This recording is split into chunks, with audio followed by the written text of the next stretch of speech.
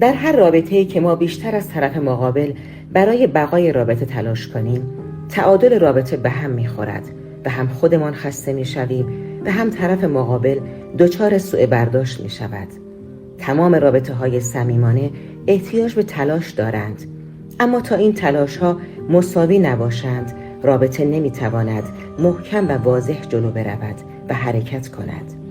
وقتی تلاش‌های ما زیادی باشد، طرف مقابل ممکن است دو پاسخ به ما بدهد: یا هر روز بیشتر از مسئولیت خودش در رابطه فرار کند و منفعل شود، و یا هر روز پرتوقع‌تر شود و تلاش‌های ما را وظیفه ببیند. مهر ورزیدن و تلاش کردن در رابطه‌های سالم مرز دارد و هیچ مهر ورزیدن زیادی نتوانسته رابطه‌ها را نجات دهد. رفتارهای ما با آدم‌هایی که با ما در رابطه هستند این اجازه را می‌دهد که آیا ما را نادیده بگیرند و یا برای ما تلاش کنند.